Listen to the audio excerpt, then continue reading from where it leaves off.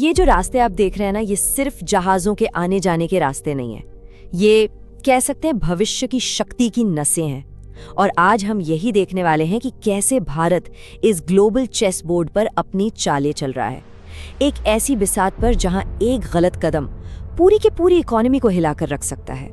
हाँ, बिल्कुल हिल सकती है। जरा सोचिए, आपकी मोबाइल, गाड़ी का पेट्रोल, घर के इलेक्ट्रॉनिक्स, रातों रात इन सब की कीमतें आसमान छू सकती है। तो सवाल ये उठता है कि क्या भारत हमेशा इसी एक रास्ते पर निर्भर रहेगा या फिर वो अपने रास्ते खुद बनाएगा।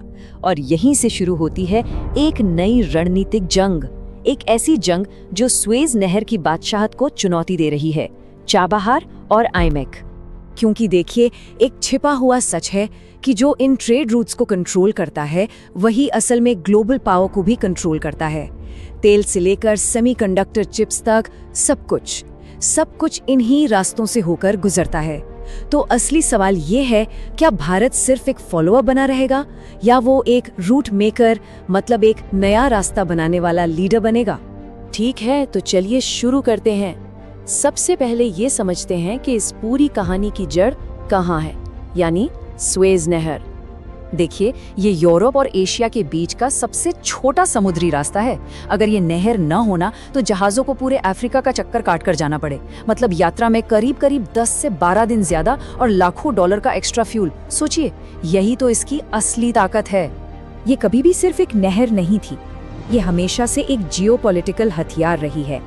1956 में जब मिस्र ने इसे नेशनलाइज किया तो समझ लीजिए एक भू राजनीतिक भूचाल आ गया था। और अभी हाल ही में जो रेड सी में क्राइसिस हुआ, उसने एक बार फिर दुनिया को दिखा दिया कि सिर्फ एक रास्ते पर डिपेंड रहना कितना ज्यादा खतरनाक हो सकता है। और बस इसी वजह से अब दुनिया को नए भरोसेमंद रास्तों की जरूरत महसूस हो रही है। सोचिए, अगर एक छोटी सी नहर पूरी दुनिया की इकोनॉमी को ठप करने की ताकत रखती है तो उसकी स्ट्रेटेजिक पावर कितनी जबरदस्त होगी, है ना। तो अब आते हैं भारत के जवाब के पहले हिस्से पर, चाबहार पोर्ट। और मैं आपको बता दूं, ये सिर्फ एक बंदरगाह नहीं है, ये एक बहुत ही स्मार्ट जियोपॉलिटिकल मूव है। अब सवाल ये है कि ये भारत के लिए इतना जरूरी क्यों है। सिंपल, क्योंकि ये पाकिस्तान को पूरी तरह से बाईपास करके भारत को अफगानिस्तान और सेंट्रल एशिया तक डायरेक्ट एक्सेस देता है। हम सब जानते हैं कि भारत पाकिस्तान के तनाव की वजह से जमीनी रास्ता कितना मुश्किल है। ऐसे में चाबहार भारत के लिए एक स्ट्रेटेजिक बैकडोर की तरह काम करता है। और एक और दिलचस्प बात, बहुत से लोग ये नहीं जानते कि चाबहार सिर्फ एक पोर्ट नहीं है, ये चीन के ग्वादर पोर्ट का सीधा रणनीतिक जवाब है। ये एक साइलेंट राइवलरी है, इंडियन ओशन में चल रहा एक छिपा हुआ जियोपॉलिटिकल वॉर गेम। इसके जरिए भारत की पाकिस्तान पर निर्भरता खत्म होती है और अपनी फॉरेन पॉलिसी में स्ट्रेटेजिक ऑटोनॉमी यानी कि रणनीतिक स्वायत्ता बढ़ती है। और यही इसका असली जियोपॉलिटिकल इनाम है। तो ये तो हुई चाबहार की बात। अब चलते हैं दूसरे और शायद इससे भी ज्यादा महत्वाकांक्षी प्लान की तरफ, यानी IMEC, India middle east Europe economic corridor. आपको याद होगा 2023 के G20 समिट में इसका ऐलान हुआ था और ये सच में गेम चेंजर हो सकता है। देखिए कैसे सामान भारत से जहाज के जरिए UAE जाएगा, फिर वहां से सऊदी अरब, जॉर्डन और इजराइल होते हुए एक नए रेल नेटवर्क पर चलेगा और आखिर में फिर से जहाज से यूरोप पहुंच जाएगा। मतलब ये जमीन और समंदर का एक बहुत ही स्मार्ट कॉम्बिनेशन है। लेकिन यहाँ एक बात समझना बहुत जरूरी है, IMEC सिर्फ सामान ढोने का रास्ता नहीं है। इसके साथ साथ high speed digital cables, energy pipelines और यहाँ तक के भविष्य के लिए हाइड्रोजन कॉरिडोर्स की भी प्लानिंग है। इसीलिए इसे फ्यूचर का सुपर कॉरिडोर कहा जा रहा है और यही इसकी असली ताकत है। तो फिर असली सवाल क्या है? क्या IMEC सिर्फ एक और ट्रेड प्रोजेक्ट है या फिर ये चीन के विशालकाय बेल्ट एंड रोड इनिशिएटिव का एक सीधा जियोपॉलिटिकल जवाब है? वही बेल्ट एंड रोड जिसके जरिए चीन पूरी दुनिया में अपना दबदबा बढ़ा रहा है। असली ग्लोबल चेस गेम तो यही है। देखिए, इस तरह की जियोपॉलिटिकल स्ट्रैटेजी को समझना वाकई काफी दिलचस्प होता है। अगर आपको भी ऐसे एनालिसिस अच्छे लगते हैं तो एक सेकंड निकालकर चैनल को सब्सक्राइब जरूर कर लीजिएगा। खैर, चलिए अब आगे बढ़ते हैं और देखते हैं कि इस पूरे खेल का भारत के लिए असली मतलब क्या है। तो अब आते हैं सबसे जरूरी सवाल पर, आखिर भारत को इससे क्या मिलेगा? ये हमारी इकोनॉमी और दुनिया में हमारी हैसियत को कैसे बदलेगा? इसके फायदे कई लेवल्स पर हैं।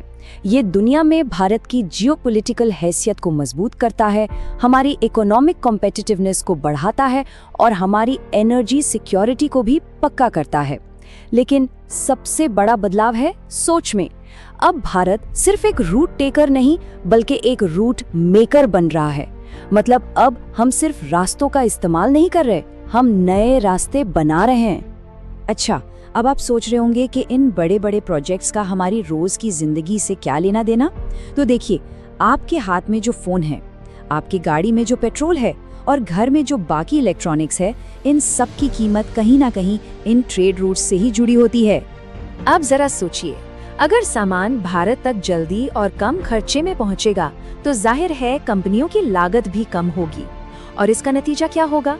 बाजार में चीजों की कीमतें ज्यादा स्टेबल रहेंगी और महंगाई बढ़ने का खतरा कम हो जाएगा। मतलब इन बड़े बड़े कॉरिडोर्स का सीधा असर हम सबकी जेब पर पड़ता है। लेकिन कहानी में ट्विस्ट भी है। ये रास्ता उतना भी आसान नहीं है जितना लगता है।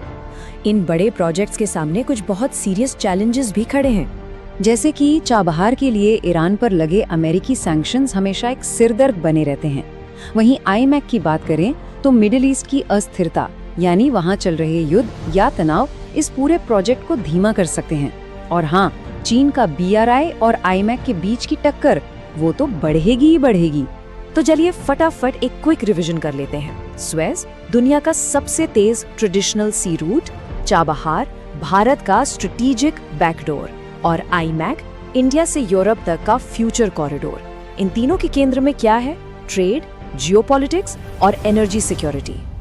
देखिए, आज की दुनिया में जंग सिर्फ सरहदों पर नहीं लड़ी जाती, असली लड़ाइयां अब इन ट्रेड रूट्स पर लड़ी जा रही हैं। स्वेज एक पुरानी ताकत है, चाबहार एक रणनीतिक जरूरत है और IMEC भविष्य का एक बहुत बड़ा जियोपॉलिटिकल दांव है। और इस खेल में भारत अब सिर्फ रास्ता ढूंढ नहीं रहा बल्कि नया रास्ता बना रहा है। तो अंत में सवाल यही है, क्या आईमैक वाकई चीन के बेल्ट एंड रोड इनिशिएटिव का तोड़ बन पाएगा? और क्या चाबहार भारत की सबसे बड़ी लेकिन अंडररेटेड स्ट्रेटेजिक जीत है? आप क्या सोचते हैं? अपनी राय नीचे कमेंट्स में जरूर बताइएगा।